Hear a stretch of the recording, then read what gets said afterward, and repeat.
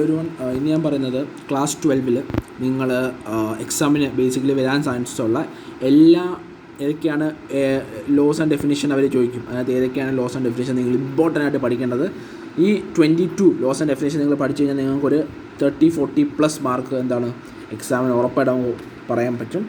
അപ്പോൾ ഏതൊക്കെയാണെന്ന് വെച്ചാൽ ഒന്നാമത്തെയാണ് കുളംസ് ലോ, രണ്ടാമത്തെയാണ് ഇലക്ട്രിക് ഫ്ലക്സ്, മൂന്നാമത്തെയാണ് ഗോസ് ലോ, നാലാമത്തേത് ഇക്വിപൊട്ടൻഷ്യൽ സർഫസ്, അഞ്ചാമത്തേത് ഡ്രിഫ്റ്റ് വെലോസിറ്റി, ആറാമത്തേത് ഓംസ് ലോ, ഏഴാമത്തേത് കിർച്ചോഫ് ലോ, എട്ടാമത്തേത് ബയോട്ട്-സാവേർട്ട് ലോ, ഒമ്പതാമത്തേത് ആംപിയർ സർക്യൂട്ടൽ ലോ, പത്താമത്തേത് കുളംസ് ലോ ഓഫ് മാഗ്നറ്റിസം, 11ാമത്തേത് ക്യൂരീസ് ലോ, 12ാമത്തേത് ഫാരഡേ ലോ ഓഫ് EMI, 13ാമത്തേത് ലെൻസ് ലോ ഓഫ് EMI, 14ാമത്തേത് മോഡിഫൈഡ് ആംപിയർ സർക്യൂട്ടൽ ലോ, 15ാമത്തേത് മാക്സ്വെൽസ് ഇക്വേഷൻ, 16ാമത്തേത് ലോ ഓഫ് റിഫ്ലക്ഷൻ, 17ാമത്തേത് ഹ്യൂഗൻസ് പ്രിൻസിപ്പിൾ, 18ാമത്തേത് principle of super position, 19ാമത്തേത് law of Malus, 20ാമത്തേത് photo electric effect, 21ാമത്തേത് de Broglie's hypothesis, 22ാമത്തേത് mass defect.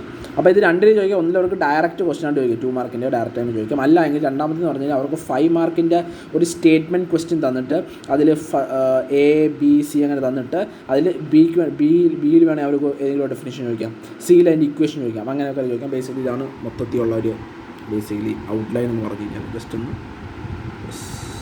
നോക്കിയോ. സ്ക്രീൻഷോട്ട് കണ്ട് സ്ക്രീൻഷോട്ട് എടുക്കാം. Thank you.